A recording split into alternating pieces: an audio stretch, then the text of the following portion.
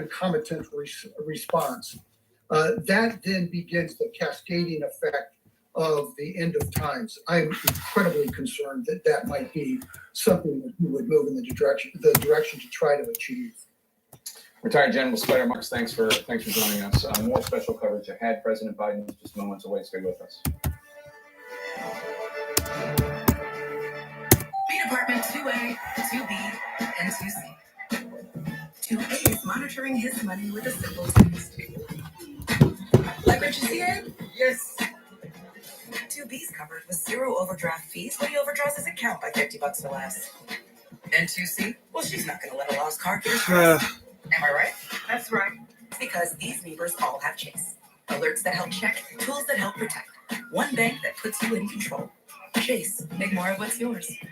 All I do is win, no matter what. Got money on my mind, I can never get enough.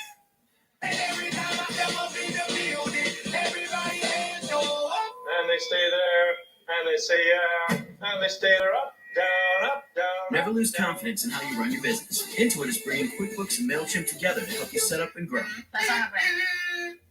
New business, no problem. And I love this shit. Yeah.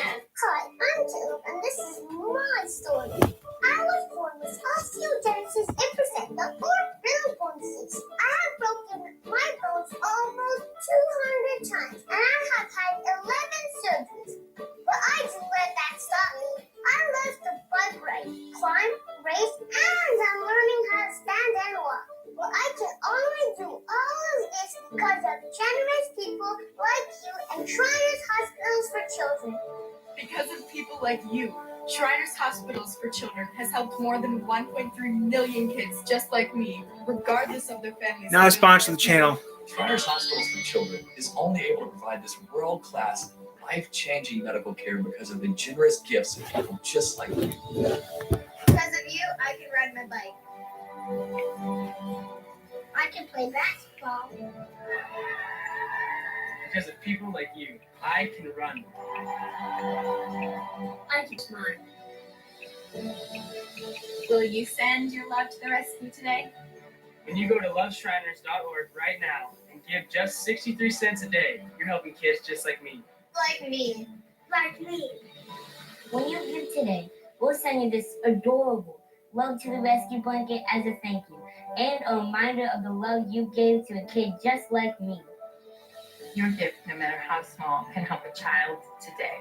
This is your moment to make a difference. When you pick up your phone, show you have it right there. And call to give. You're helping kids like me. Thank you. Thank you. Gracias. Thank you. Please call or go online now. If operators are busy, please call again or give right away at loveshriners.org. Your gift makes a difference. Thank you for giving.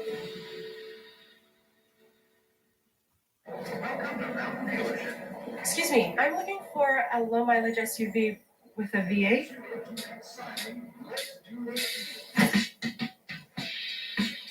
Excuse me, do you have any V8 SUVs, bro? Bro, I've got a sick SUV back here. How's your name? Never be ignored at a dealership again. V8. Yeah? Nice. Buy your car entirely online on Vroom.com. How would you describe him? Alex Jones, the king of conspiracy theories. Go inside his misinformation empire. It's like a far-right QVC. CNN talks to those who know him best. The Alex Jones Story, Sunday at 9. Don't let the bugs and the UV rays keep you from enjoying your outdoor space. Call SunSpace today and convert that area into a space you can enjoy all year long. Our sunrooms, WeatherMaster windows, Go in Kalamazoo, they'll talk to you guys. Designed for an easy, maintenance-free experience. SunSpace has affordable. Go in Kalamazoo, then we'll talk. Any space and any budget. So what are you waiting for? Give me a call today in Grand Rapids or Traverse City and take your screen room to the next level. Becky G. Vice Press. Sure.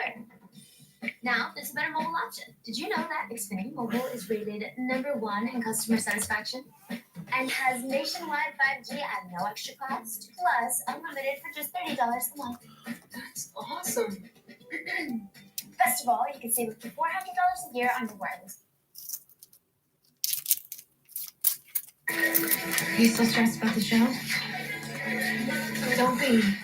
Look, our It ain't.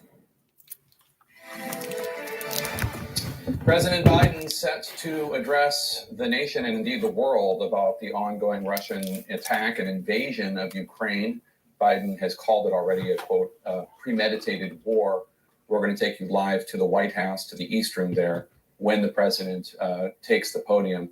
And here to discuss until that happens, we have CNN Chief Political Correspondent Dana Bash, CNN Chief National Correspondent John King, CNN Senior Political Correspondent Abby Phillip, and the former Director of National Intelligence, James Clapper. And General Clapper, I do want to ask you, because a viewer just asked me, why would Russia want to seize Chernobyl, the site of the worst nuclear disaster in the history of the world? Well, on one hand, it may be just to assure themselves that they have control of Chernobyl, because Chernobyl was a disaster for Russia as well. And they may suspect or be concerned about a potential sabotage by the Ukrainians, to make it look as though Russia were responsible for exposing radiation, et cetera, because it's still hot. So I don't know exactly the answer to that. I could speculate. One, just they simply want control, or they're concerned about sabotage. We're sitting here in 2022 talking about nuclear fallout from 1986. We're talking about nuclear weapons. Dana, you and I were just talking about how Vladimir Putin, and General Marks was talking about it too, in his latest address, to be polite, reminded the world that Russia still has one of the greatest arsenals of nuclear weapons that the world has ever seen. We should also remind people, Ukraine used to be the third largest nuclear arsenal until in 1994, I believe it was. They made a deal with the United States and the then Soviet Union. We'll give up our nuclear weapons as long as you both promise to protect our sovereignty, which of course is not happening. Anyway, nuclear weapons, that's where we are. No, that's exactly right. And if you kind of go back in recent history over the past century, when you think about Russia, and for the most part, it was the Soviet Union, that was where we were. That was where our parents were in the Cold War system and the Cold War fear that all of the West, including and especially the US, felt with regard to Russia. One question as we wait for President Biden is, how far is he going to go when it comes to potential, and I really emphasize potential, ways to stop Vladimir Putin? Because we don't know if there is stopping him, certainly not with regard to Ukraine, but that even beyond. And there's a lot of pressure. I talked to members of Congress in both parties before coming on here, a lot of pressure on him to be very personal and be very specific when it comes to the oligarchs, their money, their children who are here in the U.S., either living or going to school or in any way, shape, or form, to hit him Putin and the people around him as personally as possible. And those are the kinds of specific pieces of rhetoric that people are listening for, certainly on Capitol Hill, and in the coming days, the policy discussion that is going to be happening on a bipartisan basis. Yeah, and I think that's one of the challenges for President Biden. Hello, Russia. I think in the last week or so, two members of There's a Congress that I've had on my show, Alyssa Slotkin, Democratic Congresswoman Come on, from how about Michigan, Biden? and Marco Rubio, Republican Senator from Florida, both of them have done a pretty good job of explaining why the American people should care, because this isn't just a lofty notion of democracy and freedom for another country, not that we shouldn't care about that, we should, but this actually has serious economic and national security implications for the American people.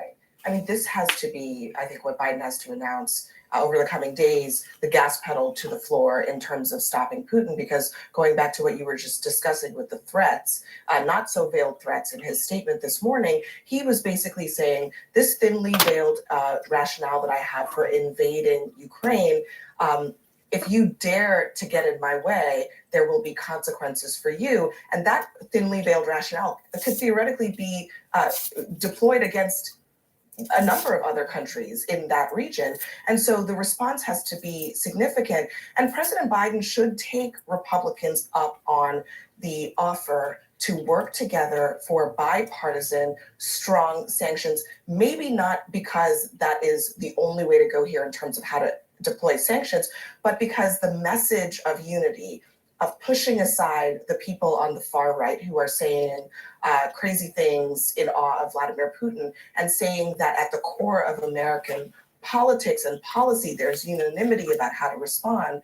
I do think that there is value in that, not just for a domestic audience, but for the global audience as well. And John, I think just the history of Vladimir Putin and how he views the world is important for the American people to understand. In 2005, Putin gave a speech in which he said that the greatest geopolitical catastrophe in the history of the world was the downfall of the dissolution of the Soviet Union. He does not think that the NATO countries as they exist now, the 30 NATO countries, he doesn't think that all those countries have a right to be in NATO. So the idea that he's going to stop at the borders of current NATO countries, to me, is quite questionable. Right, and he gave a repeat of that speech just the other day with much more aggressive language. And that's the scary part. So you're now seeing the full exposure of Vladimir Putin and who he is after years of acting as a bad actor. He's been a bad actor for a long time, but in a cloak and dagger way, interfering in U.S. elections and other Western democratic elections, but then denying it. Taking a bite of Georgia, as Director Clapper said earlier, taking Crimea, doing things that, yes, are outrageous and reprehensible, but just enough to not provoke a giant reaction. Now, openly, publicly, allowing our correspondents on the border to videotape his troops rolling in to another sovereign nation. So why has Vladimir Putin chosen this moment to go big and to go public, to essentially defy and challenge the West, which is why what we're about to hear from President Biden is so important. He has done a very good job so far, keeping the NATO allies, keeping the Western nations, getting Germany out front, saying we will take the economic hit of canceling the Nord Stream 2 pipeline. Now, can you sustain it? Putin plays a long game. He thinks the West will get tired. The West will give up. The West will let me get away with it. Maybe I'll install a puppet regime. Maybe I'll take more piece of land. Putin's play is that the West will give up. They don't have the patience, the resilience, the determination to hang in. President Biden has to lead that effort. It's a big moment. All right, we're going to squeeze in a quick break before Biden comes out. Stay with us. We'll be right back.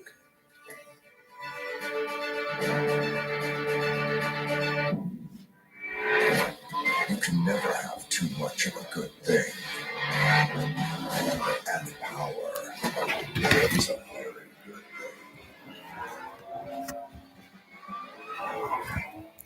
Can't show you guys stuff because I don't get paid by them. But yeah, guys, it looks like it might be World War III soon. That's why I think it's World War III.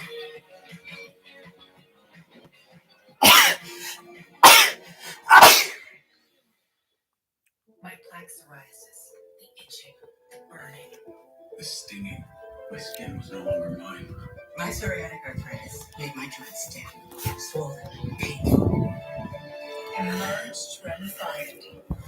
With Tremfya, adults with moderate to severe plaque psoriasis can recover. I'm not doing that. I'm not doing that. Flip it. Mr. Beast does. Because I don't think it would work on a live stream. I think it'd break the computer. For adults with active psoriatic arthritis. So, guys, I'm worried about this. It could be World War III. Might be World War III coming soon. So, we're going to have problems soon. If Putin actually does do his initial thing, we're fucked. We're pretty much fucked. But right now, I'm just trying to stay calm and hope it doesn't happen. If it does, then we might be shutting down completely. Yeah, that's what I'm worried about. Sorry. Excuse me. I didn't quite get that. I'm hard of hearing. Oh, hey, don't forget about the tense music, too. Did you say tense? I'd say suspense. Aren't they the same thing? Can we move on, guys? Please. Alexa, turn on subtitles. And dim the lights. Okay, dimming the lights. The new WW. So, yeah, guys, I'm worried, but I'm a little worried about this, but just hope it doesn't get too bad, because if it gets too bad, then you know what might happen. I might shut down because of this. We might do gaming, might not. Where are you at, President Biden? What president will be on? The president's been holding back for over an hour. An unjustified attack on Ukraine. Let's bring CNN. in our chief foreign affairs correspondent, Margaret Brennan. And so, Margaret, you hear bipartisan senators. Okay, president's on right now. Here we go. President Biden, let's listen in. Good afternoon. The Russian military has begun a brutal assault on the people of Ukraine. Without provocation, without justification, without necessity, This is a premeditated attack. Vladimir Putin has been planning this for months, as we've been saying all along. He moved more than 175,000 troops, military equipment and positions along the Ukrainian border. He moved blood supplies into position and built a field hospital, which tells you all you need to know about his intentions all along. He rejected every good faith effort the United States and our allies and partners made to address our mutual security concerns through dialogue to avoid needless conflict and avert human suffering. For weeks, we have been warning that this would happen. And now it's unfolding largely as we predicted. In the past week, we've seen shelling increase in the Donbass, a region in eastern Ukraine controlled by Russian-backed separatists. The Russian government has perpetrated cyber attacks against Ukraine. We saw a staged political theater in Moscow, outlandish and baseless claims that Ukraine was about to invade and launch a war against Russia, that Ukraine was prepared to use chemical weapons, that Ukraine committed a genocide without any evidence. We saw a flagrant violation of international law in attempting to unilaterally create two new so-called republics on sovereign Ukrainian territory. And at the very moment that the United Nations Security Council was meeting to stand up for Ukraine's sovereignty, to stave off invasion, Putin declared his war. Within moments, missile strikes began to fall on historic cities across Ukraine. Then came the air raids, followed by tanks and troops rolling in. We've been transparent with the world. We've shared declassified evidence about Russia's plans and cyber attacks and false pretexts so that there could be no confusion or cover-up about what Putin was doing. Putin is the aggressor. Putin chose this war, and now he and his country will bear the consequences. Today, I'm authorizing additional strong sanctions and new limitations on what can be exported to Russia. This is going to impose severe cost on the Russian economy, both immediately and over time. We have purposely designed these sanctions to maximize the long-term impact on Russia and to minimize the impact on the United States and our allies. I want to be clear, the United States is not doing this alone. For months, we've been building a coalition of partners representing well more than half the global economy. 27 members of the European Union, including France, Germany, Italy, as well as the United Kingdom, Canada, Japan, Australia, New Zealand, and many others, to amplify the joint impact of our response. I just spoke with the G7 leaders this morning, and we're in full and total agreement. We will limit Russia's ability to do business in dollars, euros, pounds, and yen to be part of the global economy. We'll limit their ability to do that. We're going to stunt the ability to finance and grow the Russian military. We're going to impose and we're going to impair their ability to compete in high-tech 21st century economy. We've already seen the impact of our actions on Russia's currency and the ruble, which early today hit its weakest level ever in history. The Russia stock market plunged today. The Russian government borrowing rate spiked by over 15%. In today's actions, we've now sanctioned Russian banks that together hold around $1 trillion in assets. We've cut off Russia's largest bank, a bank that holds more than 1/3 of Russia's banking assets by itself, cut it off from the US financial system. And today, we're also blocking 4 more major banks. That means every asset they have in America will be frozen. This includes VTB, the second largest bank in Russia, which has $250 billion in assets of Russian elites and their family members that were sanctioned as well. As I said on Tuesday, these are people who personally gain from the Kremlin's policies, and they should share in the pain. We will keep up this drumbeat of those designations against corrupt billionaires in the days ahead. On Tuesday, we stopped the Russian government from raising money from US or European investors. Now we're going to apply the same restrictions to Russia's largest state-owned enterprises, companies with assets that exceed $1.4 trillion. Some of the most powerful impacts of our actions will come over time. As these Russians access to finances and technology for strategic sectors of its economy and degrade its industrial capacity for years to come. Between our actions and those of our allies and partners, we estimate that we'll cut off more than half of Russia's high-tech imports. It will strike a blow to their ability to continue to modernize their military. It'll degrade their aerospace industry, including their space program. It'll hurt their ability to build ships, reducing their ability to compete economically. And it will be a major hit to Putin's long-term strategic ambitions. And we're preparing to do more. In addition to the economic penalties we're imposing, we're also taking steps to defend our NATO allies, particularly in the East. Tomorrow, NATO will convene a summit. We'll be there to bring together the leaders of 30 allied nations and close partners to affirm our solidarity and to map out the next steps we will take to further strengthen all aspects of our NATO alliance. Although we provided over $650 million in defensive assistance to Ukraine just this last year, let me say it again. Our forces are not and will not be engaged in the conflict with Russia in Ukraine. Our forces are not going to Europe to fight in Ukraine, but to defend our NATO allies and reassure those allies in the East. As I made crystal clear, the United States will defend every inch of NATO territory with the full force of American power. And the good news is, NATO is more united and more determined than ever. There is no doubt that the United States and every NATO ally will meet our Article 5 commitments, which says an attack on one is an attack on all. Over the past few weeks, I ordered thousands of additional forces to Germany and Poland as part of our commitment to NATO. On Tuesday, in response to Russia's aggressive action, including its troop presence in Belarus and the Black Sea, I've authorized the deployment of ground and air forces already stationed in Europe to NATO's eastern flank allies, Estonia, Latvia, Lithuania, Poland, and Romania. Our allies have also been stepping up, adding the other allies, the rest of NATO, adding their own forces and capabilities to ensure collective defense.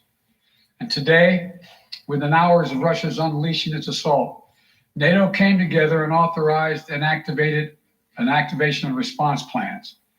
This will enable NATO's high readiness forces to deploy and when and where they're needed to protect our NATO allies on the eastern boundaries of Europe.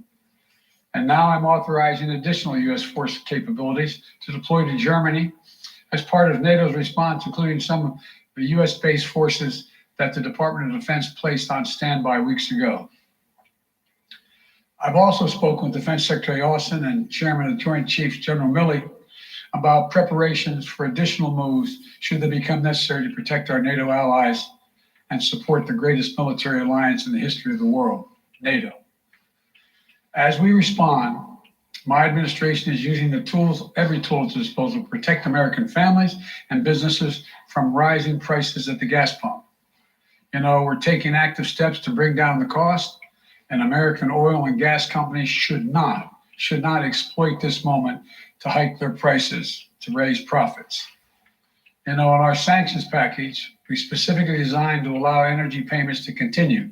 We are closely monitoring energy supplies for any disruption. We've been coordinating with major oil producing and consuming countries toward our common interest to secure global energy supplies. We are actively working with countries around the world to elevate collective release from the strategic petroleum reserves of major energy consuming countries.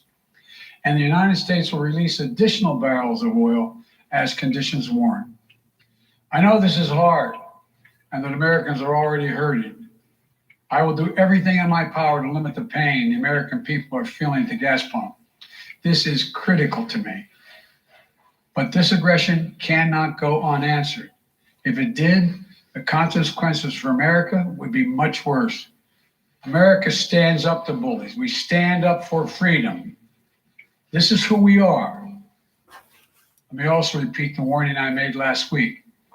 If Russia pursues cyber attacks against our companies, our critical infrastructure, we are prepared to respond. For months, we've been working closely with the private sector to harden our cyber defenses, sharpen our ability to respond to Russian cyber attacks as well. I spoke last night to President Zelensky of Ukraine, and I assured him that the United States, together with our allies and partners in Europe, will support the Ukrainian people as they defend their country. We'll provide humanitarian relief to ease their suffering. In the early days of this conflict, Russian propaganda outlets will keep trying to hide the truth and claim success for its military operation against a made-up threat. But history has shown, time and again, how swift gains in territory eventually give way to grinding occupations, acts of mass civil disobedience, and strategic dead ends. The next few weeks and months will be hard on the people of Ukraine. Putin has unleashed a great pain on them. But the Ukrainian people have known 30 years of independence. They've repeatedly shown that they will not tolerate anyone who tries to take their country backwards. This is a dangerous moment for all of Europe, for the freedom around the world.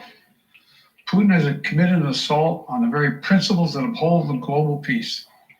But now, the entire world sees clearly what Putin and his Kremlin allies are really all about. This was never about a genuine security concerns on their part. It was always about naked aggression, about Putin's desire for empire by any means necessary, by bullying Russia's neighbors through coercion and corruption, by changing borders by force, and ultimately by choosing a war without a cause. Putin's actions betray his sinister vision for the future of our world, one where nations take what they want by force. But it is a vision that the United States and freedom-loving nations everywhere will oppose with every tool of our considerable power. The United States and our allies and partners will emerge from this stronger, more united, more determined, and more purposeful. And Putin's aggression against Ukraine will end up costing Russia dearly, economically and strategically. We will make sure of that. Putin will be a pariah on the international stage. Any nation that countenances Russia's naked aggression against Ukraine will be stained by association. When the history of this area is written, Putin's choice to make a totally unjustifiable war on Ukraine will have left Russia weaker and the rest of the world stronger. Liberty, democracy, human dignity, these are the forces far more powerful than fear and oppression. They cannot be extinguished by tyrants like Putin and his armies. They cannot be erased by from people's hearts and hopes by any amount of violence and intimidation. They endure. In the contest between democracy and autocracy, between sovereignty and subjugation, make no mistake, freedom will prevail. God bless the people of a free and democratic Ukraine, and may God protect our troops. Associated Press, Zeke. So do you have any plans to speak with President Putin at this point? And what interactions have you had with the Russian government? I heard the first part. Do I have any plans to speak with Putin at this point, and what? What communications have you had with the Kremlin as far as military efforts in Ukraine and making sure this does not spiral into a larger conflict? Well, it's a large conflict already. The way we're going to ensure it's not going to aspire to a larger conflict is by providing all the forces needed in the Eastern European nations that are members of NATO. NATO is more united than it's ever been, and I have no plans to talk with Putin. Wall Street Journal, Tarina. Mr. President, you didn't mention SWIFT in your sanctions that you announced. Is there a reason why the U.S. Isn't doing that? Is there disagreement among allies regarding SWIFT and whether Russia should be allowed to be a part of it? The sanctions that we proposed on all their banks have of equal consequence, maybe more consequence than SWIFT, number one. Number two, it is always an option, but right now that's not the position that the rest of Europe wishes to take. Cecilia Vega, ABC. Sir, sanctions clearly have not been enough to deter Vladimir Putin to this point. What is going to stop him? How and when does this end? And do you see him trying to go beyond Ukraine? And a second question I'll just give to you now. This statement that he gave last night the threat that he gave, the West will face consequences greater than any you have faced in history. Is he threatening a nuclear strike? I have no idea what he's threatening. I know what he has done, number one. And number two, no one expected the sanctions to prevent anything from happening. It has to show, this is going to take time, and we have to show resolve so he knows what's coming. And so the people of Russia know what he's brought on them. That's what this is all about. This is going to take time. It's not going to occur. He's going to say, oh my God, these sanctions are coming. I'm going to stand down. He's going to test the resolve of the West to see if we stay together, and we will. We will, and it will impose significant costs on him. Will he go beyond Ukraine, sir? Do you see him going beyond? Yes. Two topics, just really quick. First, markets are down and gas prices are up. I know you always stress the difference between Wall Street and Main Street, but everybody seems to be in for some economic pain. How economically painful is it going to get for people in this country? And I do have one more question. First of all, there's no doubt that when a major nuclear power attacks and invades another country, that the world is going to respond, and markets can respond all over the world. So there's no doubt about that, number one. Number two, the notion that this is going to last for a long time is highly unlikely as long as we continue to stay resolved in imposing the sanctions we're going to impose on Russia, period. What's your next question? I'm sorry. The next question is, did you underestimate Putin? And would you still describe him the way that you did in the summer as a worthy adversary? At the time, he was, I made it clear, as an adversary, and I said he was worthy. I didn't underestimate him. And I've read most of everything he's written. Did you read it? I shouldn't, I'm not a wise guy. You heard the speech he made, almost an hour's worth of speeches, why he was going into Ukraine. He has much larger ambitions in Ukraine. He wants to, in fact, reestablish the former Soviet Union. That's what this is about. And I think that his ambitions are completely contrary to the place where the rest of the world has arrived. You're confident that these devastating sanctions are going to be as devastating as Russian missiles and bullets and tanks? Yes, Russian bullets, missiles, and tanks in Ukraine. Yes, I am. President Biden, if sanctions cannot stop President Putin, what penalty can? I didn't say sanctions couldn't stop him. You've been talking about the threat of these sanctions for several weeks now. Yes, but the threat of the sanctions and imposing the sanctions and seeing the effect of the sanctions are two different things. They're two different things. And he's going to begin to see the effect of the sanctions. And what will that do? How will that change his mindset here, given he's attacking Because we'll so Ukraine? weaken his country that he'll have to make a very, very difficult choice as to whether to continue to move toward being a second-rate power or, in fact, respond. You said in recent weeks that big nations cannot bluff when it comes to something like this. You recently said that the idea of personally sanctioning President Putin was on the table. Is that a step that you're prepared to take? And if It's not a bluff, it's on the table. sanctioning President Putin? Yes. Why not sanction him today, sir? Why not sanction him today, sir?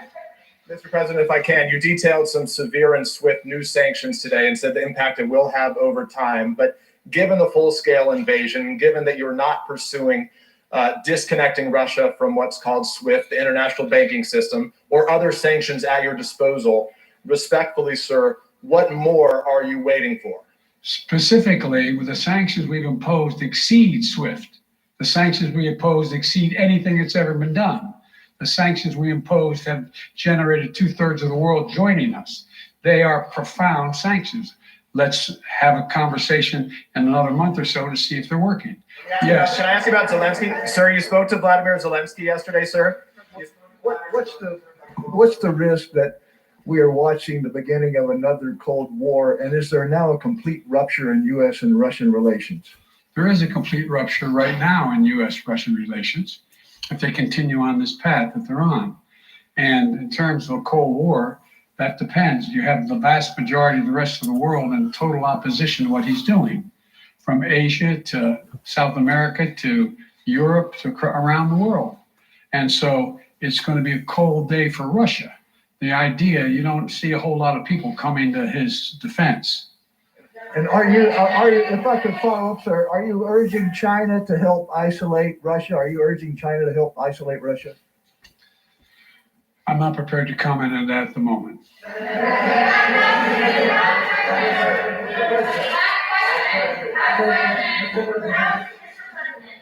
Wait, no. Yeah. No.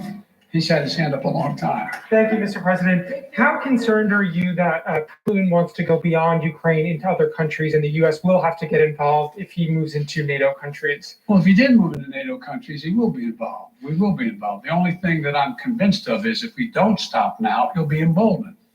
If we don't move against him now with these significant sanctions, he will be emboldened. Look, well, anyway. And can you talk anything more about your conversation? Mr. President,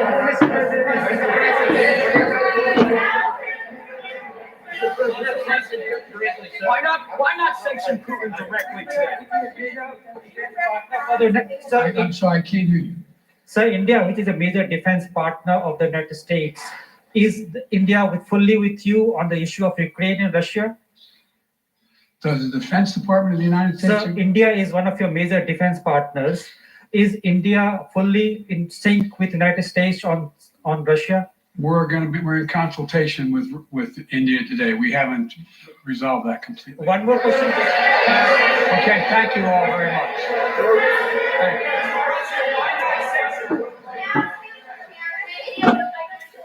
President Biden in the East Room of the White House talking about the latest in the Western response to the Russian invasion of Ukraine. He talked about cutting off exports from the United States to Russia, talking about freezing Russian assets, talking about imposing new sanctions. Let's go right now to Clarissa Ward, who is in Kharkiv, Ukraine, about somewhere between 15 and 20 miles from the Russian border. We have teams throughout the region. And Clarissa, you just heard some kinetic sounds of some sort, bombing or shells? That's right, Jake. It was sort of ironic as President Biden was laying out the U.S.'s response to this invasion. We were here on the ground hearing a loud series of booms. They were still quite far in the distance, but still, you can imagine for the people of the city just how unnerving a time this is, because the reality is that no one knows what is coming next down the pipeline. Will there be an all-out ground assault on this city? This is the second largest city in the country, 1.4 million people. You have a huge buildup of Russian tanks and weaponry and personnel, field hospitals, blood just on the other side of the border. And from what we understand, there have been movements towards this city. Ukrainian forces have been trying to defend the city, and so far they haven't reached it. But for people here, this is a moment of real urgency, because if Russian troops arrive here in the city, what does that mean happens next? Will they surround it? Will they attack it? Will they lay siege to it? A lot of people have been hunkered down in subway stations, metro stations. They've become now impromptu bomb shelters. Hundreds of people we saw down there for hours with their children, with their pets, with whatever they could grab from their homes before they left. And the only thing they don't have is any sense of where this goes now. We heard a lot of those people saying to us once they understood we were international journalists, what is the world going to do to come to our aid? And I think these sanctions, robust as they are, will be greeted certainly by Ukraine's leadership with positivity, because they are very strong. But for most ordinary people on the ground, the reality is in this moment, it doesn't provide that much comfort, because Sanctions, as we know, they can take a while before you really feel the bite. And a lot of people theorize that President Putin has already, factored the cost of them into his calculations and has clearly gone beyond the Rubicon in terms of abiding by international norms and responding in rational ways to things like sanctions. And so the fear here becomes that won't deter him, that it won't be enough to stop what could be a bloody onslaught, Jake. All right, Clarissa Ward in Kharkiv and the eastern Ukraine. Let's go now to Aaron Burnett, who's in western Ukraine, in Lviv. And Aaron, this is, I think it's empirically, these are strong sanctions, an announcement of measures that the United States is taking that will hurt the Russian economy. But I do wonder what people in Ukraine will think if it's too little too late. Certainly there'll be some feeling of that. I second exactly what Clarissa is saying. It will be welcomed by the government. To people here, it will not feel like much. But there is great gratefulness and enthusiasm for what the United States has done. I think so much depends on what happens over these next hours and days, though, Jake. But as you described them as robust, I think that's fair. Obviously, it's a disappointment that Europe would not get on board with bans to the SWIFT banking system. I suggest 4 numbers matter here, Jake. One of them is $100 a barrel. That is where both Brent and crude oil are trading right now. So denying Russia and those companies that deal with that the ability to benefit from that, that's pain. To the extent that they can still sell it to China, which they can, China is still going to remain, unless there is a big development here, going to pretty much become the primary buyer of a lot of Russian things and the primary provider of those tech exports. So I give you that number. Another number, 33%. That's how much the Russian stock market finished down today after initially losing half its value. So there is pain there. Putin said about an hour or two ago to the wealthy in that country that your patriotic duty is to now shoulder some of the downside here, making it very clear there will be pain. The other number, Jake, is the unknown. Did you hear the president say elites and their families, the billionaires, the corrupt? He didn't tell you how many, and he didn't tell who they are. He said we're going to know in the coming days, and that is crucial. So far, they've only sanctioned 5 of them. Today, the UK came out with a list of 100. I need to go through that to give you a better sense of how strong that is. But the ones that the US government put out the other day, not a single one was in the list anywhere near the top 25, 35, 45 wealthiest Russians. So this list is going to really matter. That is the great unknown number. So I think these are just a few of the things to think about. They have real meat and bones. They matter. He's right. It's a long-term, not a short-term proposition. So there's a lot unknown. But a lot is going to come down to who those individuals are, and are they really going to block them from access to the things they care about the most: the art galleries, the yachts, the women, and the glitz of the Western world. That's what they want. And if that isn't blocked, then they will not be effective. All right, Aaron Burnett, stay safe in Lviv. Let's go now to Matthew Chance. He's in Kyiv, the capital of Ukraine. And Matthew, I guess one of the questions I have for you is, it does seem as though, given the Russian troops that you saw not far from Kyiv not long ago, it does seem that the capital city of Ukraine is, under threat of being captured. And I'm wondering how tangible the threat is and what you're hearing on the ground. Yeah, it's in jeopardy, obviously. In terms of what I'm hearing right now, it's very quiet. You look out around the expanse of the Ukrainian capital right here behind me, and it seems very calm. There's nobody on the streets. You can't hear jets in the sky. You certainly can't hear the thundering airstrikes that we witnessed 24 hours ago.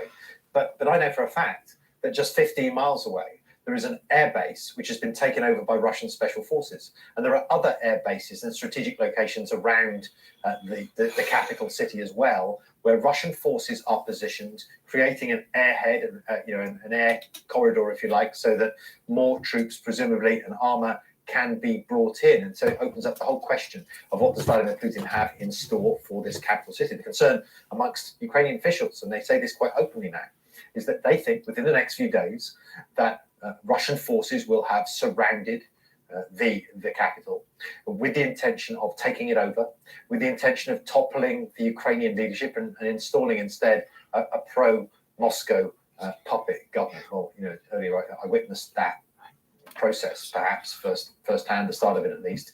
I confronted or had an encounter, an unexpected one, but with the Russian forces. First of all, we thought they were Ukrainian troops, so I went out to talk to them outside the air base that had been, where there had been fighting, where Russian troops had landed. And I asked them who was in charge, was it the Russians or the Ukrainians? And they said it's the Russians. And I said, well, where are the Russians then? Where are they now? And they said, we're the Russians. And so it was at that point that we realized that we'd come in direct contact with that forward special airborne forces that had been sent by Moscow to take over those strategic locations. There was a big firefight in the area as Ukrainian military tried to stage a counter-offensive. But when we left that location, it was the Russians still very much in control. And that still hangs a big question over what will come next for Kiev, the Ukrainian capital, and of course, for the rest of the country, where there are things like that happening, clashes like that happening across the nation. Jake. All right, Matthew Chance in the Ukrainian capital of Kyiv. Nick Robertson's in Moscow, Russia for us. Nick, you just heard Matthew hypothesizing as what comes next. Do the Russians create a multi-100,000 troop occupation? Or is there something else they can do? Can they install a puppet government, a puppet regime, and recognize the quote-unquote independence of that country, as they did, I believe, in the breakaway republics of Russia? I'm sorry, of Georgia.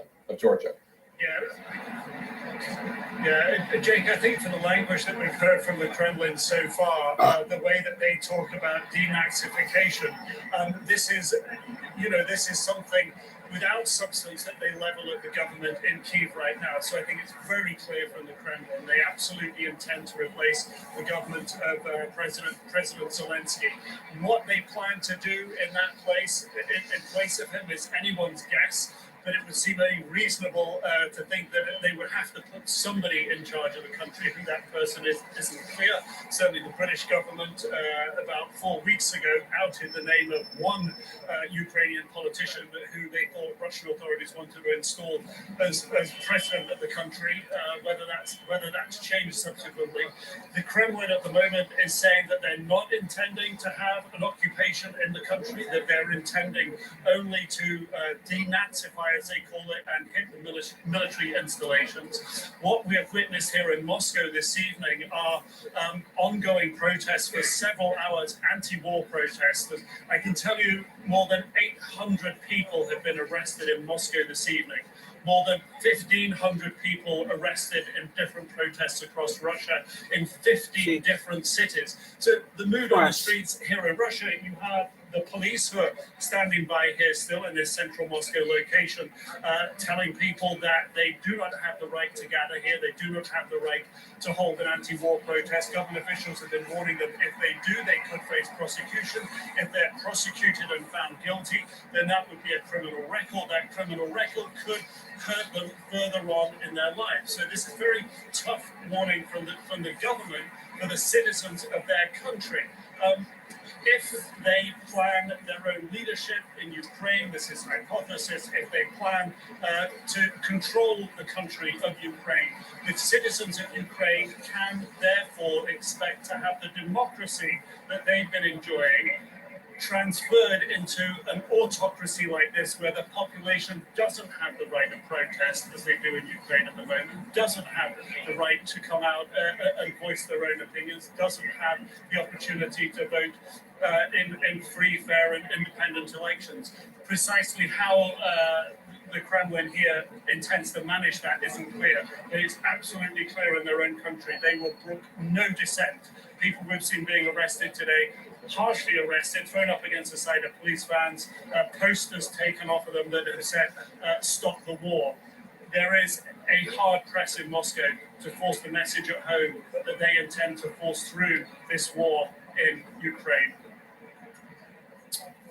All right, Nick Robertson in Moscow, Russia. Thank you so much. Let's go to the White House now, where our Chief White House correspondent, Caitlin Collins, was just trying to get an answer to the question from President Biden, why not sanction Vladimir Putin? And Caitlin, great question. He did not ultimately answer it. No, and Jake, this is something that President Biden and I have actually spoken about before, because this is something he said was on the table in recent weeks, where a big focus of the talk here at the White House has been what the response would do if Putin did what he did last night. And they have been compiling this list of sanctions, the ones that President Biden unveiled today, talking about them with allies. And just also, of course, after in recent days, you saw those initial actions by Putin, the ones that people like the Secretary of State Blinken said would lead to what happened last night in this attack that's unfolding on Ukraine right now. President Biden had said that sanctioning President Putin himself personally was on the table and was in the list of options. He told me today that that is still something that is on the table, that is a consideration of his, but he did not say why he's choosing today to not take that option, to not take that step and go as far as to sanctioning the Russian leader himself. He did say they will be adding some Russian elites to the list of sanctions. Of course, that is often a way that U.S. officials have talked about and a way to target the leader himself, saying maybe he stores his wealth in other places, takes other actions with those in his inner circle. So we'll be waiting to see exactly what those names are and who is on that list, Jake, of who's going to be affected by this today. But I do think what just happened in that press conference and with President Biden's remarks before them speaks to the larger question of what is going to happen next year, which I think, as you've seen senior defense officials say, they do believe Putin is targeting the capital of Ukraine. They do believe he is going to try to remove the leadership and put in his own pro-Russian leadership there. It raises a lot of questions about what's next here. And you saw President Biden saying that he believes President Putin will become a pariah, that Russia will become weakened because of the actions that he's taken. Of course, how that works and the calculus that the Russian leader himself is putting into this really remains to be seen. What it looks like next and how they respond. One other thing I do want to note, President Biden said he had spoken to the Ukrainian President Zelensky, which happened last night when Zelensky asked him to help rally the international community behind Ukraine to help them at this time of what is obviously so desperate need. All right, Caitlin Collins, thanks so much. And let's come back to my panel here. Before I do, though, I want to note that the Secretary of Defense has ordered the deployment of 7,000 U.S. service members to Europe. I believe they are going to Germany to bolster our NATO allies. In addition, troops and service members that are already in Europe are going to be going to the eastward flank, Estonia, Latvia, Lithuania, Poland, and Romania, all of which are NATO countries.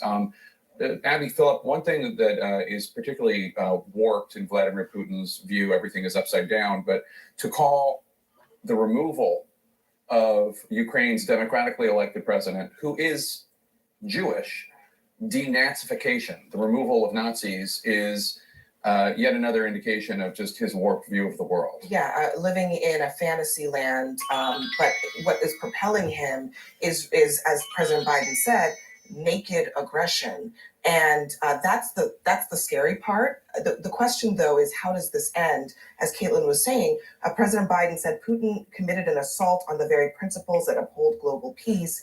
This was never about genuine security concerns. So how do you get them back at the table? How do you get them out of Ukraine? It almost seemed today that President Biden was effectively conceding they're probably not getting him out of Ukraine. These sanctions are not about stopping this particular conflict. It's about deterring potentially Putin going even further. But I think there's a big question mark at the end of that about why that would actually, what is the argument that would actually work?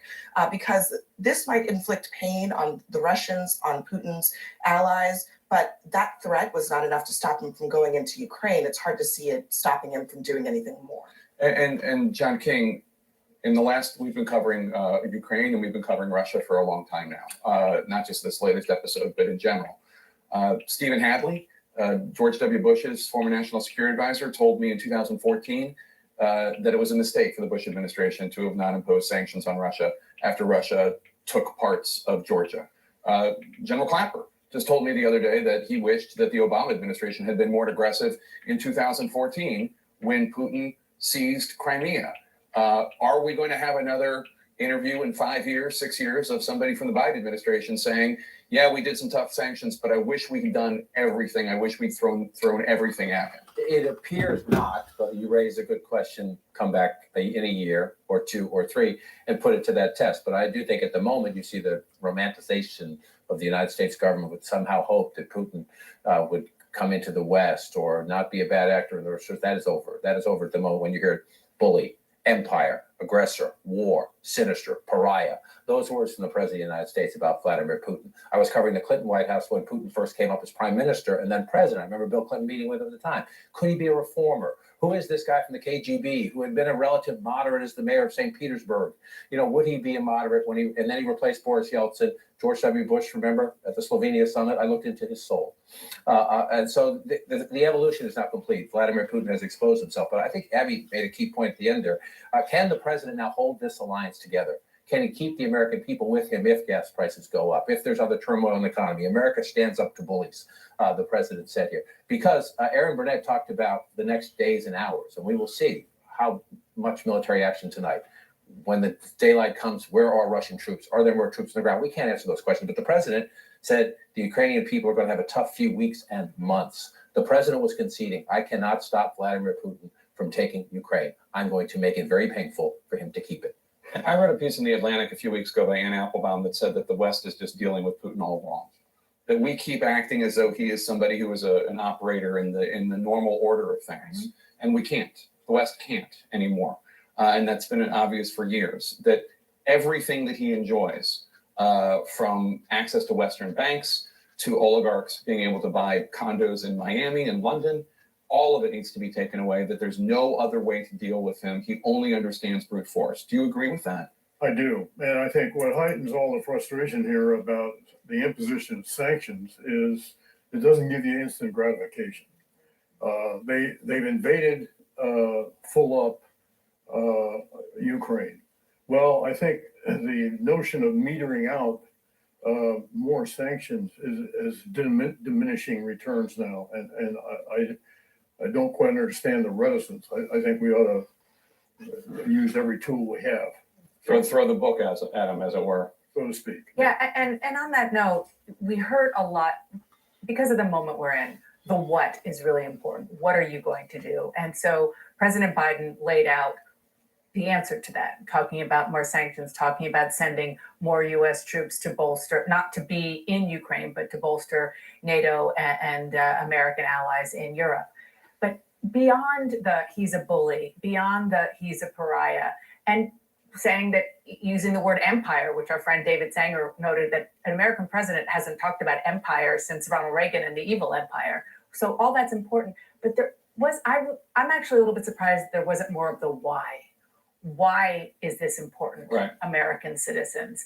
Now, you know, for a lot of people, it might seem obvious why, but maybe not everyone. In fact, we know it's not everybody, because there's more of a divide in America than we've seen ever before on stopping the likes of Vladimir Putin. So there wasn't as much of that as I thought there would be. And having said that, I understand that this is a moment in time where an American president is standing up and saying, this is what we're going to do in the short term. But along with that, we're used to hearing, and this is why we're going to do it a bit more. Indeed. Thanks to all of you for joining me. Our coverage of the breaking news in Ukraine, Russia invading a sovereign country, continues on CNN.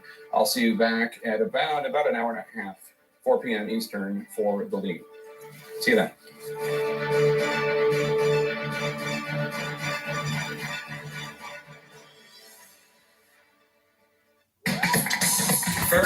Face me. Unlike churches, Allegra won't make me drowsy. Allegra starts working 2 times faster than Claritin. So trees, you won't take me down.